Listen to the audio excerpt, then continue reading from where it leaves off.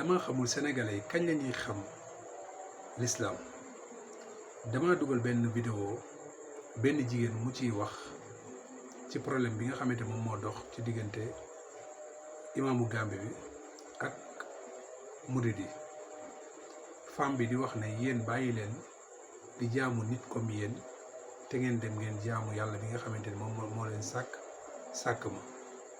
am benn waay bind commentaire ne kan moo fi jaamu nit. loolu da nga koy yàgg dégg ci nit ñi da nga leen di wax ne bàyyi leen jaamu nit ñu ne kan moo fi jaamu nit. lan mooy jaamu nit mooy li yàlla subhanahu wa taala yonent bi sallallahu alayhi wasallam dafa doon firi benn aaya boo xamante ni yàlla di wax ne chrétiens yi dañoo jàppee wala nasaraan si dañoo jàppee seen fóore yi ak seen prêtre yi yàlla wala dennandoo yàlla. léegi am benn saxaaba boo xamante ni dafa nekkoon ci kanamu yonent bi sallallahu alayhi wasallam mu tuub dugg ci lislaam mu ne ko yonent bi sallallahu alayhi wasallam ñun de jaamuwuñu suñu prêtre yi ak suñu abbé yi ñun jaamuwuñu leen de.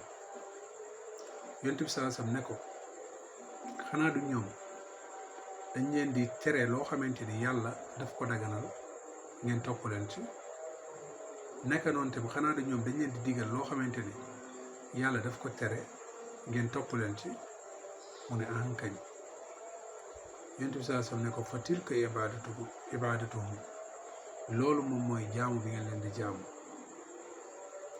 bu la digalee loo xamante ni neexul yàlla nga topp ko ci yaa ngi jaamu kooku.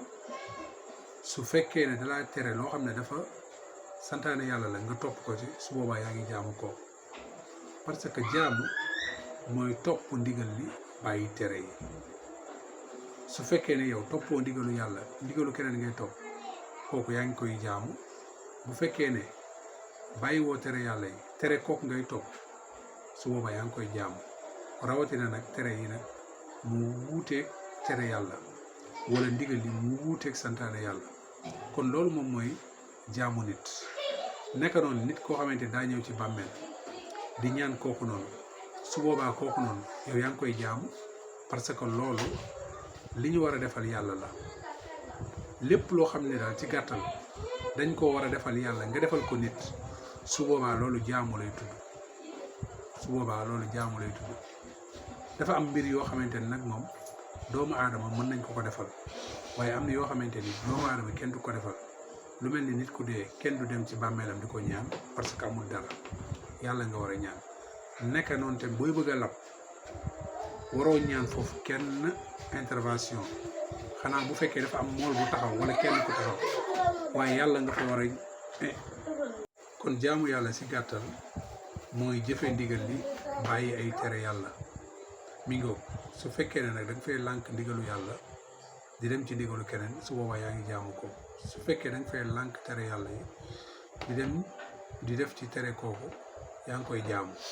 boo ko waxee boo ko waxul jaamu la tudd.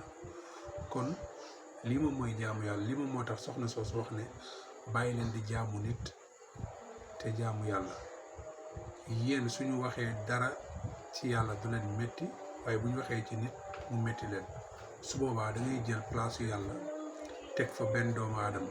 mi ngi ko te loolu la ñu gis fii ci Sénégal mu bari fi loolu nag nga xamante ni am na ñoo xamante ni jaral na leen seen bakkan des ci pour défendre benn nit waaye jaralu leen seen bakkan des ci pour défendre yàlla subhanahu wa taala.